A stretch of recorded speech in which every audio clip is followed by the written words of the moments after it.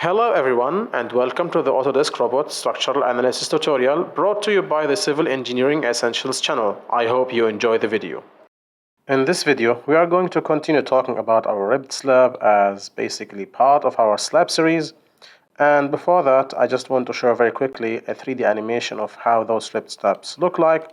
So basically, this animation has been done by a university in Syria. It's kind of nice, so let's take a look on that animation.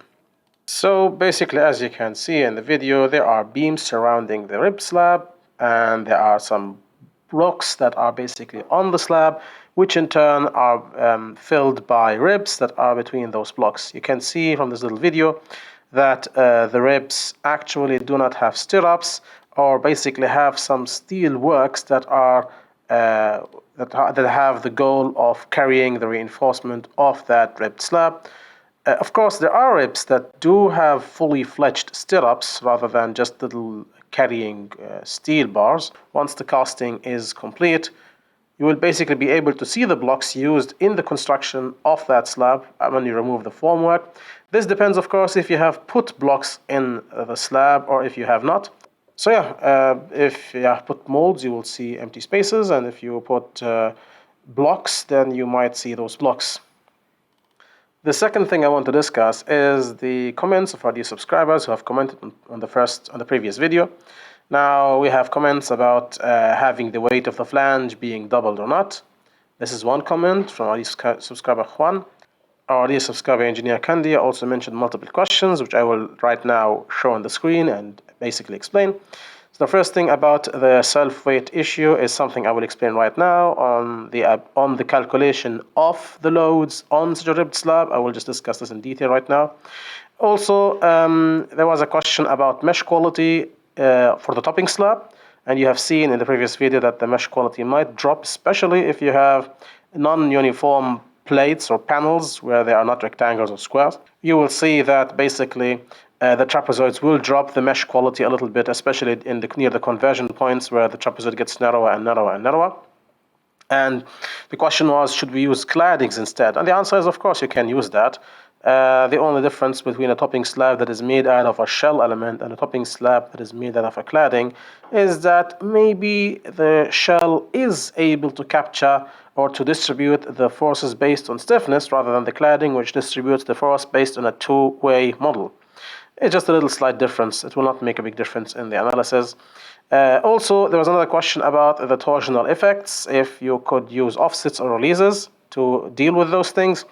Now, for the offsets, I don't think they will deal with it, because if you offset your rib, then your axial forces on the ribs, which might occur, by the way, will cause bending moments on those ribs and all kinds of stuff. The second thing is that releasing is possible. You could overcome the idea of torsional effects when you release the ribs. However, in my own opinion, of course, feel free to disagree with that. My own opinion is to not release anything and to keep those relatively natural interactions between the perpendicular beams and ribs as is. The effect was not that much, but it's kind of a more accurate picture of what happens really in the slab. So this is about our dear subscriber engineer Khanye. Now our final comment for today is our dear subscriber Donald Khanye, who first of all mentions a useful tip as an alternative for deleting or redrawing a beam. Of course, feel free to pause the video and read the tip. It's kind of cool.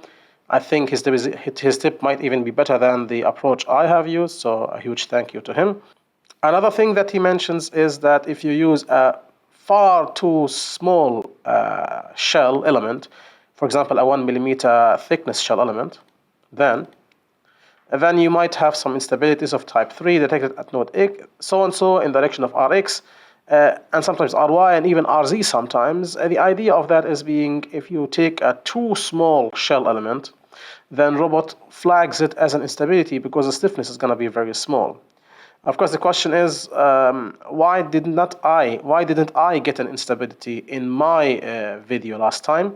I didn't get that because I had beamed my entire panel in all four edges, so the beams were able to produce enough stiffness for each degree of freedom so that we did not rely on the shell to produce that. But if you only have a shell, for example, then having a too small a stiffness having a too small a thickness might cause too small stiffnesses that could trigger robots warning about instability.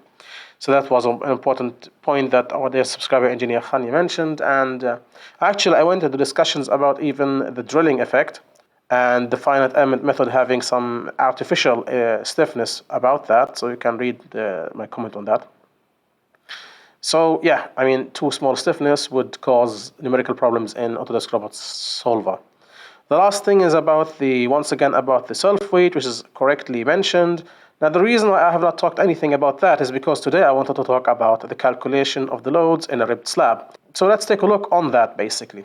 Now, notice my calculations here are once again on this ribbed slab. Your ribbed slab might have a different calculation for them. So please try to utilize the things I will show you right now for your own calculations. So let's take a look. Now, in my ribbed slab, I will be calculating the dead load for two-way and assume that both slabs do have the same own weight. Now, the two-way ribbed slab is going to be higher because the amount of concrete in that is more, which means that it's going to be on the conservative side of things.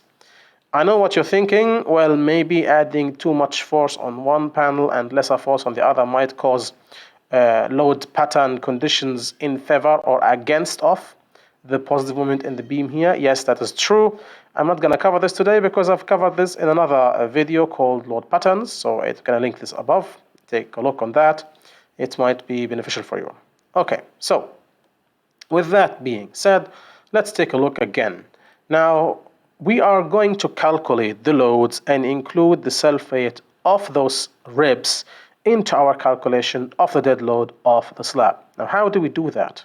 First of all, I want to remind myself what the section of that ribbed slab is. So I click on this, click here to see the section, just to make sure I'm on the right side here. It's 120 by 250, so let's take a look on that. 120 by 520. Okay, so this is the dimensions of the rib. All right, so let's draw that. So basically what you see here is the plan view of the ribbed slab. That's just a small little slab that I just drew very quickly. That's the plan view. And what you see here is basically the side view. And of course, the question is, how can we calculate the dead load of that thing? Now, first of all, you need to calculate the own weight of the slab, which is the big challenge, and then add to it any other sustained load actions that are on the slab. Now, you will take a look and try to find a repetitive pattern that happens everywhere. Now, one representative pattern for this is to use this brownish block as your representative pattern, because you can see there is an array and it keeps repeating itself, which is consisted of two blocks and two ribs, one in each direction. And this is how we're going to calculate that. So basically what I selected is I selected this piece as my repetitive pattern, as my pattern of calculation. So now I need to understand what are the contents of this calculation pattern. So first of all, we need to calculate the volume of that thing. Now, what is the volume of that thing? The volume is basically the length multiplied by the width multiplied by the height. So L multiplied by W multiplied by H. Now, what is L and W? In my case here, according to my little pattern drawing here, the length is going to be two widths of the block, which is 200, 200, so 400 millimeters. Now, the rib here had a web width of 120 millimeters. So basically, the length here, you could say, measures around 520 millimeters in this direction, because two block widths and one rib. And the length here measures the same thing. It's one block length, which is 400. Remember, my assumption here is that this is 200 multiplied by 400. So you have two 200s, which gives you a 400 and a 400. So it's almost a square here. So the height here is 520. I mean, the dimension is 520, and this dimension is 522. This is the plan dimensions of that element. What about the thickness of that element? The thickness of that element is, well, the height of the rib. Now, the height of the rib I assume to be 250. So this is 250, which means you can actually calculate the volume of the block, of your representative block. It equals, if you whip up your calculator very quickly, 0.52 multiplied by 0.52 multiplied by 0.25. This equals 0.06 cubic meters. So 0.06 0.76 cubic meter. Notice my calculations are based on my dimensions. Your dimensions might be different because you might have different blocks, you might assume different web widths and so on, and this might be different actually. I will then basically approximate to the next kilonewton just to be safe, because maybe while you are calculating you decide that you want to change the web thickness. So raising up the dead load in the end might be a good way of anticipating the change in the web thickness in the future if you fail your calculations in the first place. So that's basically the volume of my representative unit. Now what about the volume of the blocks? Well, the volume of hollow block in my unit is 0.2, I have two blocks, so 0.4 multiplied by 0.4 multiplied by the thickness of the hollow block. Now the thickness of the hollow block, if I remember correctly, I assumed it to be 0.15 because I wanted to have 100 millimeter topping slab. How do I know this? Well, you go here, you see that the height of the flange is 100 millimeters, which means that the rest is your hollow block. I mean, look, now this is not to scale, but if you have here, let me show you. If you have here a flange of 100 millimeter, of course my scales are all over the place, but if you have a flange of 100 millimeter here, and you have a total height of 250 millimeter, then the height of the block is going to be 150 millimeter. In meters, it's going to be 0.15. All right, so this will basically be, if you calculate that thing, this will basically be, let's take a look. So 0.4 multiplied by 0.4, 0.4 multiplied 0.5 equals 0.024. Okay, so the total volume here of the block is 0.024 meter cube. Why do I need this? Because I want to calculate the volume of concrete, the volume of concrete in that element. The volume of concrete is my total volume, which I just calculated, minus the volume of the block. That's what is my total volume of concrete. Why do I want to do this? I want to do this because I want to calculate the own weight of that thing. So 0.0676 minus 0.024 equals, which is 0.0436 meter cube. And from that, I can calculate the weight of the concrete. Weight concrete is basically 25 kilonewton meter cube. This is the density of concrete. I assumed it. Of course, feel free to assume 23.5 in your country. It depends. I'm just going to assume a more conservative assumption. Multiplied by 0.0436, this equals 1.09 kilonewtons of weight. Are we finished? No, of course not, because you still have block weight. Now, block weight depends from country to country, and you need to double check with your own factories in your country to understand how much the weight of each block is. From my experience, I know that a good approximation for the weight of the concrete block is its thickness. A thing that I keep reminding myself when I was a junior engineer was to say that the weight of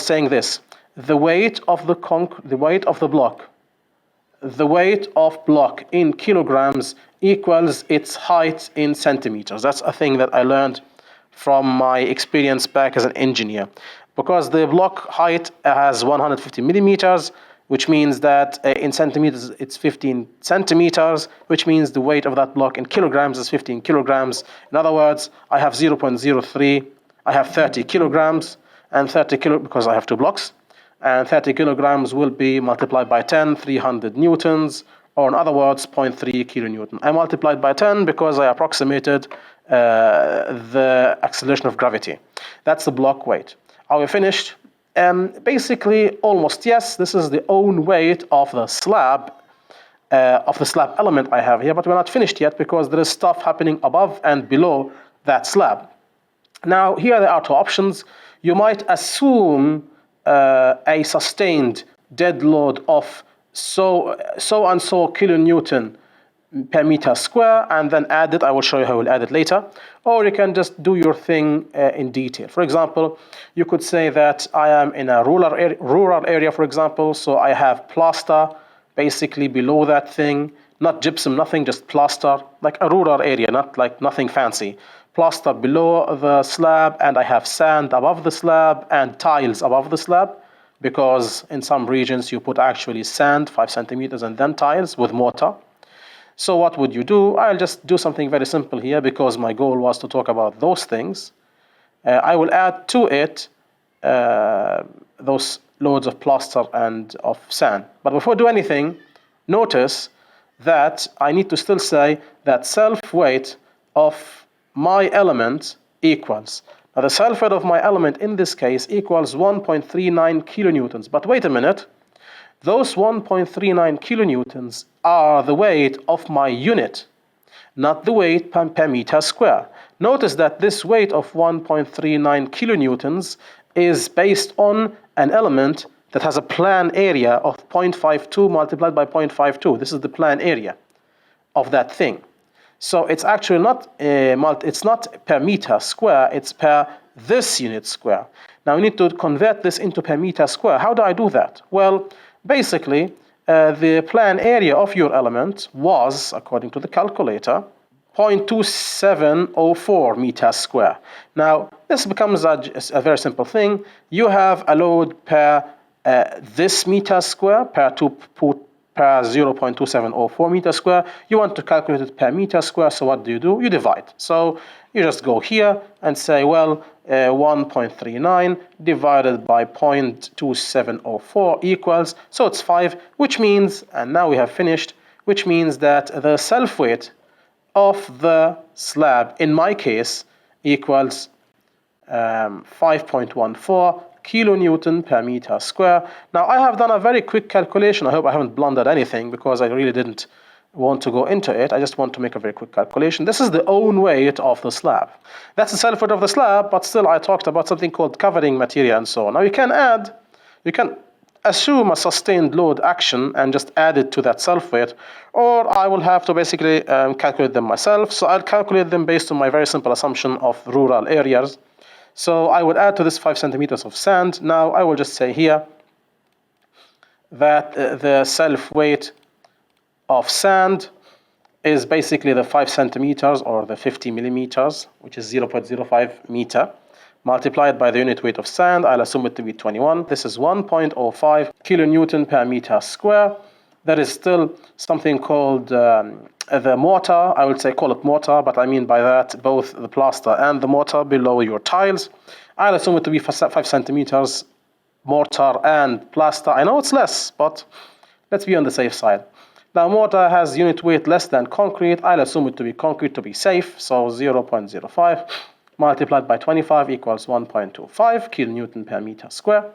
And then there is, of course, your tiles. Your tiles have also now it depends. You have porcelain, you have concrete, you have all kinds of tiles. I'll assume that the thickness of my tile is 2.5 centimeters or 25 millimeter, multiplied by, once again, the unit weight of concrete. I am being conservative. 0.025 multiplied by 25 is 0.625. I messed up. Kilonewton per meter square. And then finally, you have something called the equivalent partition load. This is basically one way of calculating the loads of walls. There are two ways of applying walls on a slab. There is the accurate way, which basically tries to say, here is my wall, so you put a linear load on the slab. That's possibility number one. Possibility number two is to calculate the weight of all walls on the slab, divide by the area of the slab, and just calculate something called the equivalent partition load. Now this is an assumption. I'll assume it to be, I don't know, now this needs to be calculated, and it really depends from one structure to the other. If you have too many walls, then your partition load will skyrocket up. Okay, so I'll just assume me something. I'll assume me 3 kilonewton per meter square. Once again, I want to remind you that the equivalent partition load needs to be calculated based on the number of walls and the area of your structure. So yeah, I have my own weight, or I have my dead load basically. I hope I have not forgotten anything. And of course, there is still something called electrical fittings and so on. I'm doing a simplified calculation here. The idea here is just to explain and answer the question of how to deal with self-weight of a ribbed slab, because if you, as our subscribers correctly mentioned, there was overlap and there was calculating the self-weight 2 times. So I was not, of course, I didn't mention that because in that time I was only focusing on the modeling. But now since we are going to go to the design, so we need to be a little bit more accurate. All right, so I will just say here that in total, that the total dead load in this case would be equal to your 5.14, which is the self-weight of the slab, plus the 1.05, which is the sand, plus I'm talking about a rural area, plus 1.25 plus 0.625 plus 3. Well, this equals, I don't know, let me just calculate this very quickly. 5.14 plus 1.05 plus this plus that plus 3. It's around 11 kilonewtons per meter square. I'll assume it to be 13 kilonewtons per meter square. I added me 2 kilonewtons per meter square. Why? Because I'm afraid that I might need to change the width of the rib because maybe of failures in carrying shear or something. So if you change the width of the rib, then of course the self-weight changes because the amount of concrete will be more, which will cause a higher unit weight. So a unit weight of 13 or even 12.5, I did load of 12.5 to 13 kilonewton meter square is warranted. In my case, in your case, you might have a totally different calculation, and you'll have to take that into account. Of course, if the thickness of the slab increases, then of course the loads increase and so on. So 12.5 is my dead load with self-weight. Now what about the live load? I'll just keep it as is because now of course you have your own codes, your design codes that tell you what your live load should be. All right, so back to our point here. Now notice, let's do this now. Notice that we have calculated the load on the slab and we included in them the self-weight of the rib. Now, of course, somebody could say, wait a minute, you have those beams, you have those things. I have not included the self-weight of the beam in the slab because it will let the self-weight be calculated by Autodesk robot. You would still say that, wait a minute, in reality, you have those little gaps that you extend the beam into. Yes, that's true, and that's the reason why I increased also my load to 12.5 to account for those little inaccuracies. You cannot be 100% accurate. You cannot be 100% accurate. Now, first of all, we go to our loads, to the load table, and as strange as it sounds, we're going to delete the self-weight. As strange as it sounds. You have self-weight here. There is also uniform load. I will delete everything now. So you don't have any self-weight. You have no loads. If you run the analysis now, you get zeros everywhere. Allow me to show you that very quickly to double check. See, if you go to results, for example, diagrams for members, and open the MY, you will not get anything. Nothing. It's dead. Zeros. So it doesn't work. Great, because you don't have any loads. The second step I'm going to do is I'm going to apply my self-weight selectively. So I'll go to self-weight and mass. If you click on self-weight on the whole structure, then the whole structure will get self-weights. If you click self-weight on selected element, then only the elements you selected will get the self-weight. So what do I do? Well, first of all, I will select my elements. So I'll go to my beam selection method here, and I'll select all members, and then I will remove from the selection, the members that have this section. So remove. Now I have my members that I want. I'll go now to the load, and go to self-weight and masses, and select self-weight on selected elements only. If you click on that, of course it asks you where the axis sense and so on is. So you'll add that, and apply.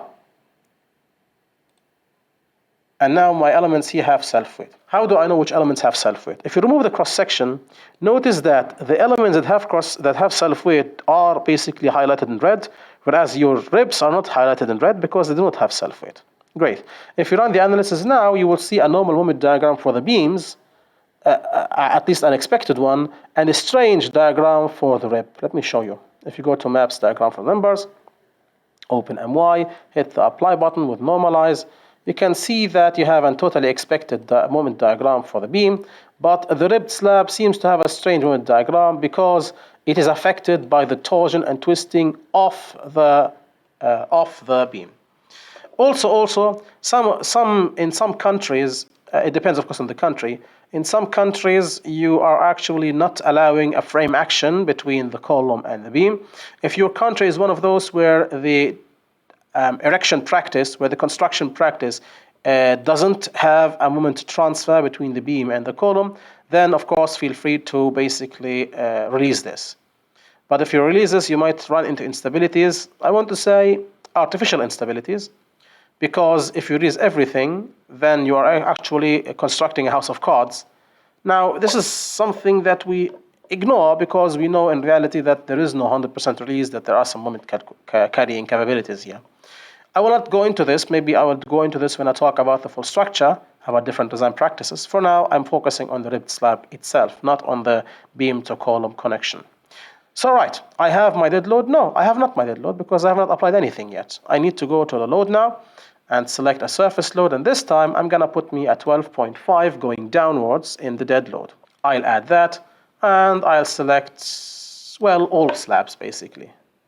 If you click all, of course, all the slabs will be highlighted, and then you will get loads on all the slabs. If you run the analysis now, well, I should not even run the analysis now because I still need to add live load. So I'll go to root cases, add me a live load. Now, live loads depend on the code that you're using and on the usage of the structure.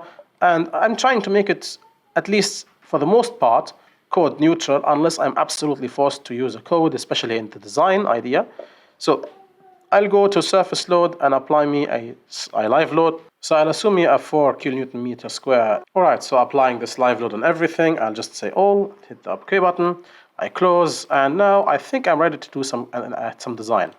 So I run the analysis now. Of course, here a ribbed slab is basically the design of beam. So it seems also that the beam video needs to be modified. There seems to be some questions about that. I've noticed that recently I'm getting more comments on that beam video, so stay tuned. I think I will make me a deeper dive for the provided reinforcement for beams. Now today I'm not going to do that. Today I'm just going to show you the design of your rib. Now your rib might be stirrupped and might not be stirrupped. Now I'm predicting a lot of problems when we design the rib. So let's face those head on. Now remember, my rib is only 120 millimeters, so I'm not expecting robot to understand this. Robot will actually freak out and say, hey, the rib is not enough to put any reinforcement into that, but well. Okay, the rib has been imported. You can see this odd thing because it thinks that it's being supported. This is one of the problems that I have in Autodesk robot with the ribbed slab. Now if you go to the diagrams, this is once again one of the limitations of Autodesk robot. So, well, let's go to reinforcement.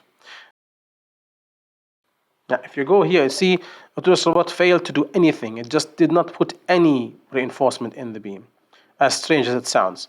The capacity doesn't just do anything. If you take a look on the steel, there is nothing being reinforced. It did not reinforce anything. So, robot failed to reinforce your structure. Now, why is that? The reason why it failed to reinforce this beam is because the beam is too narrow for robot to understand how to reinforce that thing. Okay, so why do you think this happened? It wasn't able to do anything. It doesn't even put any reinforcement. And whenever you see a beam not being reinforced at all, you must understand that robot was unable to even put anything into that beam. So why is that? The reason behind this is basically because robot doesn't understand the nuances and the special case that is a rib. A rib might even not have stirrups or have very small stirrups. This is different from beams, and there are a lot of regional and local variations in the construction practice of ribbed slab. Like what even is this? Robot just does design each span on its own. This is not correct. That's what I said about before, that it just doesn't understand that those are not supports.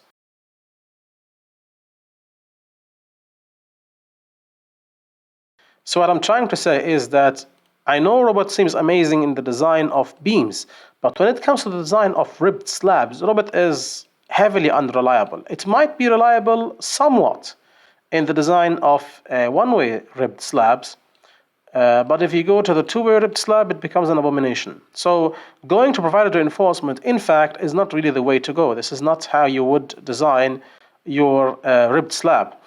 In other words, you would design your ribbed slab using the required reinforcement tab rather than the provided reinforcement tabs, because the provided reinforcement tab just doesn't understand the special case that is a rib in a ribbed slab. And I will leave it in the video because I want you to understand this. I want you to understand that this is not the way to go.